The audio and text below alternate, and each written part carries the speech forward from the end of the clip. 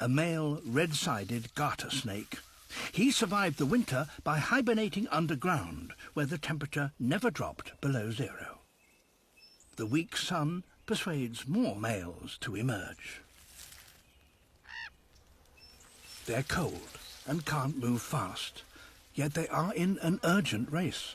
The first males to warm up will have a head start when the first females appear. Meltwater provides the first drink they've had for 6 months.